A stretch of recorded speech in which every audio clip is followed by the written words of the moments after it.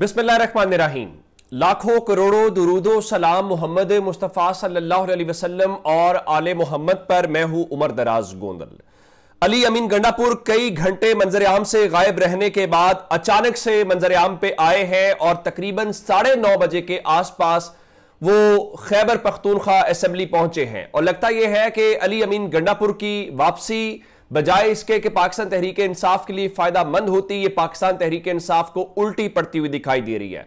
अली अमीन गंडापुर कैसे पहुंचे, मैं उनकी जबानी बात बताता हूं और फिर कुछ चीजें आपके सामने रखेंगे, वो उससे आपको चीजों का अंदाजा हो जाएगा। उन्होंने असेंबली के फ्लोर के ऊपर खड़े होकर यह कहा कि खैबर पख्तूनख्वा हाउस से अकेला निकला, 2 लोग साथ थे, 12 जिले गुजरकर यहां पहुंचा हूं और उनके मुताबिक 1 रुपया जेब में नहीं था। बाद में 2 लोग उनके साथ और शामिल हुए और उन्होंने कलमा पढ़ के खैबर पख्तूनख्वा असेंबली के अंदर यह दावा किया है। अगर खैबर पख्तूनख्वा हाउस से वो अकेले निकले थे तो पाकिस्तान तहरीक इंसाफ कल से ये क्यों बता रही है कि उनको लापता किया गया है, वो मिसिंग है? तो कल से अब तक या वो गिरफ्तारी से फिर खुद बच के गए, वो खुद निकल गए? ये पहला सवाल है जो आज उनके सामने है। उन्होंने एक लंबी चौड़ी तकरीर की है जो उन्होंने आगाज किया और उसके बाद उन्होंने एक और बात की है। उनके मुताबिक कल जो इल्जाम उन्होंने लगाया वो उन्होंने आईजी इस्लामाबाद के ऊपर लगाया कि आईजी इस्लामाबाद जो है वो कल रेंजर्स के साथ आए और उन्होंने उनके हवाले से बताया कि जनाब उनके ऊपर कल उनका आईजी इस्लामाबाद के ऊपर उन्होंने इल्जाम लगाया बराह रास्त फायरिंग का और फिर कहा कि मेरी गाड़ी तोड़ी माफ है, मेरा असलहा लिया माफ है, लेकिन खैबर पख्तूनख्वा हाउस का सामान तोड़ा, सरकारी गाड़ियां तोड़ी, माफी भी मांगेगा और ठीक भी करेगा। और कहता है कि अली अमीन गंडापुर के मुताबिक गाली दे के कहा गया कि अली अमीन कहां पे है। तो फिर अली अमीन जज्बाती हुए कहा कि ये है तेरा बाप, आ सुन लो आईजी, मैं वहीं था पूरी रात, विफाकी हुकूमत सुन ले, ये है आईजी की परफॉर्मेंस में सारी रात वहीं था। अब 2 बातें हुई। अली अमीन गंडापुर कह रहे हैं मैं कि सारी रात खैबर पख्तूनख्वा हाउस के अंदर था, नंबर 1। दूसरी बात वो ये कह रहे हैं कि मैं वहां से अकेला निकला। अब ये दोनों बातें पाकिस्तान तहरीक इंसाफ का जो ऑफिशियल वर्जन है उससे बिल्कुल मुतजाद है। अब एक बात, तीसरी बात यह है उन्होंने सारी बातें बताई हैं लेकिन उन्होंने फिर इमरान खान की जदोजहद का जिक्र किया, फिर यह बताया कि हमें जलसा करने की इजाजत क्यों नहीं है, यह मुल्क किसी के बाप का है, इस किस्म के सवालात किए। 9 मई के हवाले से बात की कि 9 मई एक ड्रामा है, अंदलीब अब्बास का जिक्र किया और यह कहा कि अंदलीब अब्बास अब तक जेल में क्यों नहीं गई। जो 9 मई में पार्टी छोड़ गए वो आजाद हैं, जिन्होंने नहीं छोड़ी वो जेलों में है।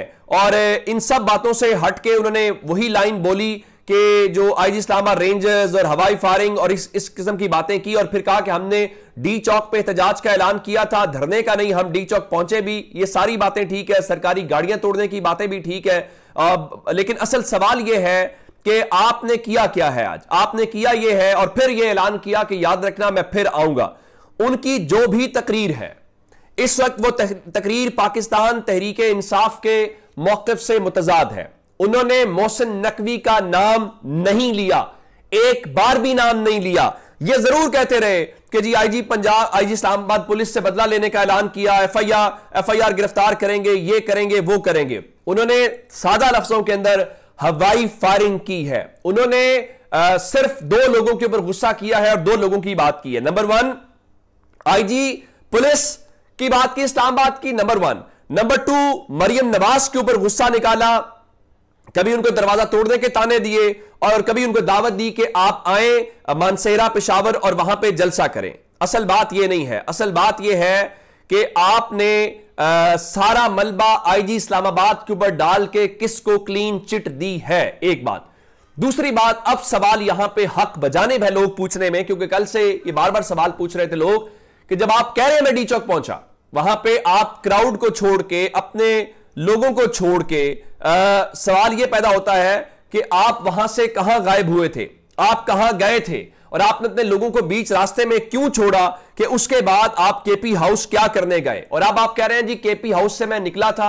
अगर केपी हाउस आपको गिरफ्तार करने आए थे और वो आपको कह रहे गालियां दे रहे थे तो आपने गिरफ्तारी क्यों नहीं दी? जब तहरीक इंसाफ के हजारों वर्कर्स गिरफ्तार हुए हैं, वो जेलों में हैं, वो इस वक्त उन्होंने तशद्दुद बर्दाश्त किया है, वो सारी रात से शेलिंग बर्दाश्त कर रहे हैं, आज के दिन तक गिरफ्तारियां हो रही हैं, आज के दिन तक वो शेलिंग बर्दाश्त कर रहे हैं, तो अली अमीन गंडापुर ने गिरफ्तारी क्यों नहीं दी?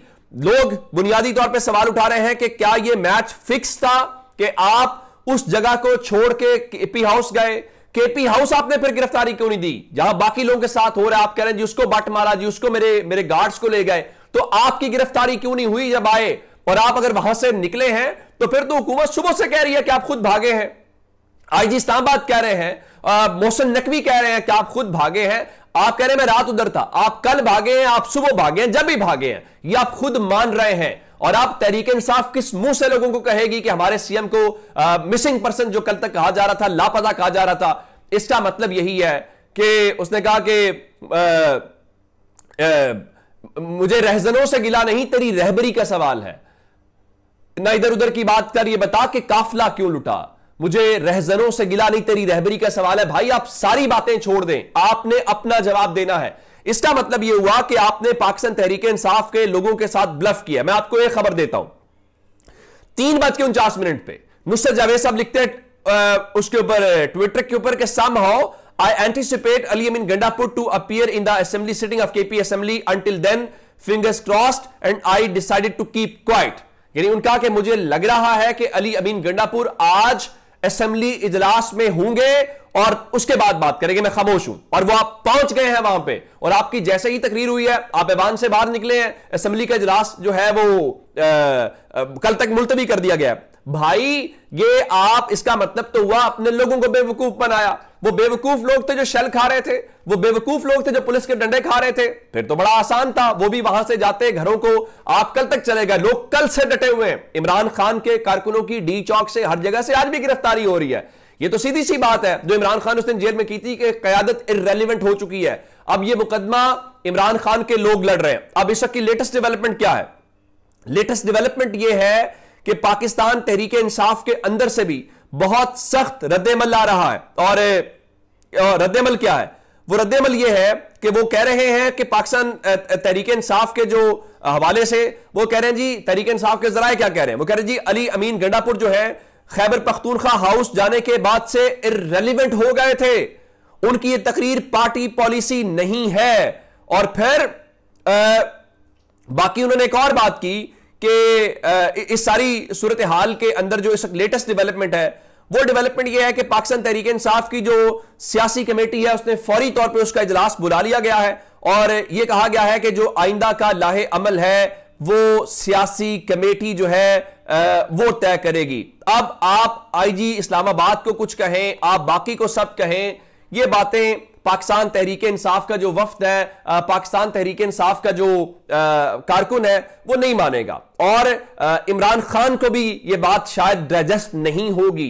उन्होंने लास्ट टाइम जब पिंडी में आप नहीं पहुंचे थे तो उन्होंने कहा था कि अगर अली अमीन गंडापुर पहुंच जाते रावलपिंडी तो वो बड़े लीडर बन जाते। लेकिन इस बार तो आप दावा कर रहे हैं कि आप पहुंच गए थे वहां पे, क्या कहते हैं कि उसमें डी चौक। अगर आप पहुंच गए थे, आपने अपने लोगों को तनहा क्यों छोड़ा? आप असल सवालों का जवाब नहीं दे रहे। आपने, और तो चले और छोड़िए ना, आपकी असेंबली से आज जो जो तकरीरें की गई हैं, जो नाम लिए गए हैं, वो फिर क्यों इस किस्म की तकरीरें कर रहे थे? फिर आप लोगों को बेवकूफ समझते हैं, फिर आप लोगों को जाहिल समझते हैं। ये तो आप तहरीक इंसाफ के साथ धोखा कर रहे हैं। ये तो तहरीक इंसाफ के कारकुन के साथ धोखा किया जा रहा है कि वो शल खाए और क़यादत आए और निकल जाए। मेरे ख्याल से अब आप तहरीक इंसाफ के अंदर से रद्देमल अगले चंद घंटों के अंदर देखेंगे कि होता क्या है। इसके लिए मैं थोड़ा सा इंतजार करना पड़ेगा। फिलहाल की यही खबर, अपना बहुत सारा ख्याल रखिएगा। खुदा हाफिज।